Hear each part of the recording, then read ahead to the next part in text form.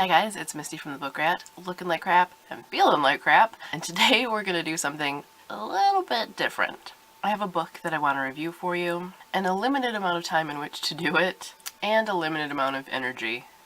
As I said, feeling like crap. I've been sick all week. I also fell on the ice outside and slammed my back pretty hard, so sitting up straight isn't so pleasant right now, so I need to multitask. So I'm actually going to be eating my lunch while I talk to you about TESS of the Road by Rachel Hartman. So consider this a little mini mukbang if you want. I know this is going to bother some of you, and I'm sorry. Feel free not to watch. I will try to leave just my basic thoughts down below in case you just want to know the review. It's probably the worst food that I could pick to do something like this for any of you that have, like, misophonia, because, soup and slurping sounds, but I'll try to avoid those. It's so good, though. It's chicken tortilla soup. Oh. Anyway, I invite you to grab something to eat yourself, you know? Let's have a little lunch date together. You can sit and eat your lunch and listen to me eat my lunch and ramble. Oh, friendly-like. The full synopsis to the book and links will be in the description, so you can find out more about that there. But basically it is a companion novel to the Serafina series. You don't have to have read Serafina and Shadowscale, but I think you definitely should. I mean, I think you could enjoy it without, but you would be missing on some pretty big sort of world-building details and world-changing details and spoiling those books for yourself. And you shouldn't, because those are excellent. If you haven't finished those up yet, I'm not going to spoil Serafina or Shadowscale. But basically, Tess is one of Serafina's younger sisters, and after a pretty rough few years, she's escaping. She's escaping Levandeville, she's hitting the road, and quite literally hitting the road, becoming Tess of the Road, and going on the adventures that she always had wanted to when she was a kid. That's probably enough background info. So I'm going to try to kind of keep this brief-ish. There are some things I want to say that are just going to have to wait for another post to be a little more fleshed out. Hi, buddy. Hi, what do you want? You have food too, why don't you go eat your food? But I am going to kind of touch on that something real quick. So basically the thing that I've been noticing about the reviews for this book and the reviews for Rachel Hartman's writing in general is people talking about pacing and feeling bored, which is something I find very fascinating and want to talk more about in a future video. Basically, I know that I have a higher tolerance for slower pacing and kind of slow burning books. If it feels like there is a point to it, it's intentional, I don't mind a slow book.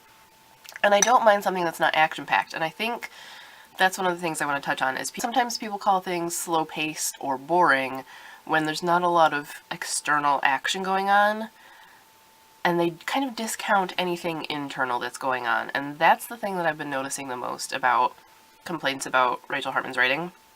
I feel like there's a lot going on all the time, but it's not like it wouldn't come with action balloons in a comic, and it's not necessarily spoon-fed to you. Like my soup. And so, though I don't want to, like, throw other readers under the bus or insult people, and you absolutely have a right to find something boring if you do, and everyone has different tastes, I feel like there is a tendency, especially among people who read YA, to expect everything to be very fast-paced, very action-oriented, very flashy, because so much of YA is. And they kind of write off anything that focuses more on building depth and sort of internal struggles, and there's like a lack of patience, I guess. So some of the reviews I saw really complained about, you know, Tess too, and wanted to give up or did give up, and weren't willing to stick around and see if there was payoff. And again, if it's just not your cup of tea, that's understandable. You shouldn't have to slog through something that you don't like. But so many times it's the complaints I see, not just about this book or Rachel's writing, but about difficult characters in general, is people do just give up and aren't willing to see if there's growth. people don't have the patience anymore for a dynamic character, and that really makes me sad, because that is one of my favorite things about pretty much all writing. I do want to touch on that more in some other video, but all that was to say, there are definitely complaints. I'm seeing a lot of the same complaints about this book. Personally, I disagree with them.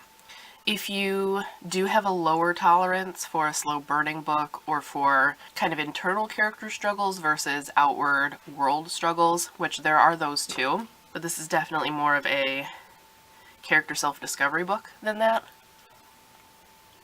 Maybe you won't like this, I don't know. But for me, I thought the pacing was great.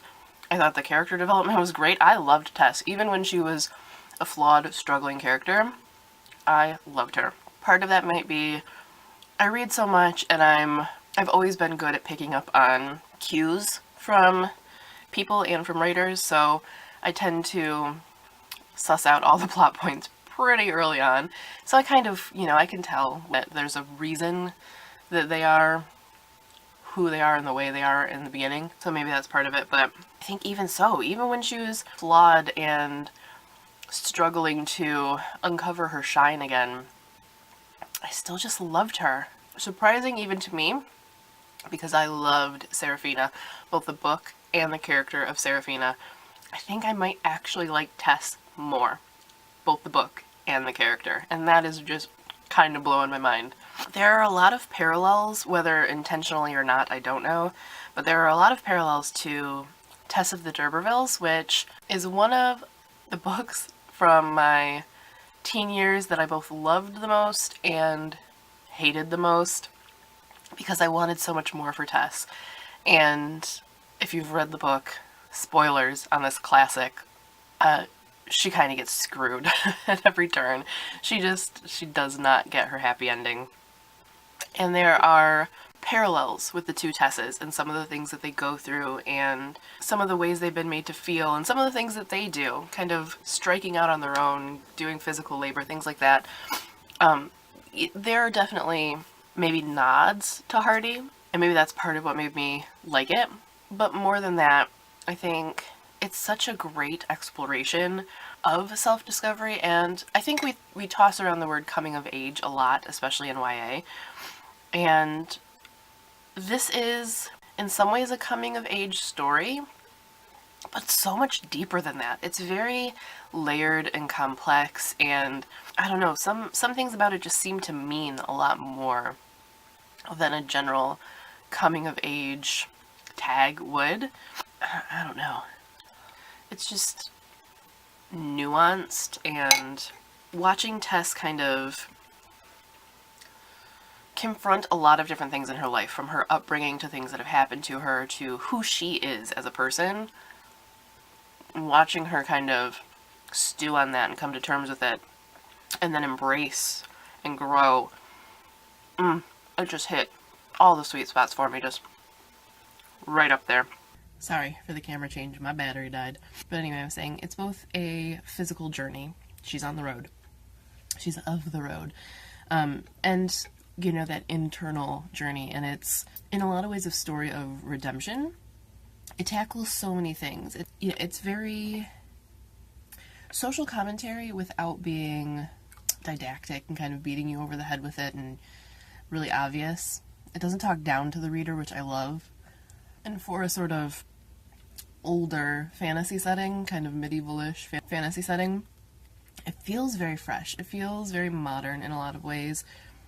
It confronts so many things. It has a kind of feminist undertone to it, and I don't know, it just feels unapologetic. It really brought home to me how much I respect Rachel Hartman as a writer and the choices she makes. It just feels so fully realized and so dynamic and complete, and I just adored it.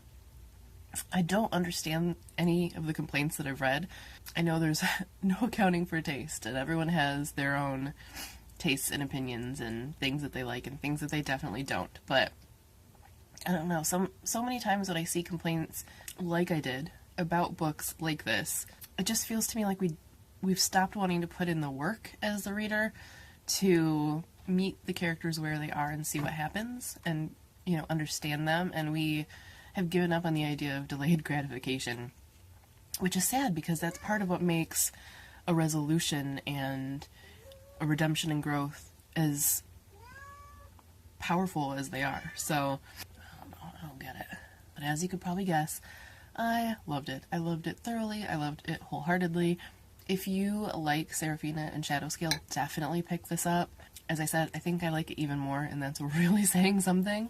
If you are like me and you like other slow-burning, internal struggle character books, if you agreed with me on books like the Birthright series by Gabrielle Zevin, which is All These Things I've Done, is the first book, Tin Star, any of those ones that I've talked about, the kind of cold fish characters that I love and connect to, and any other time that I've talked about slow-burning books, if you agreed with me on those and loved them, definitely pick this up.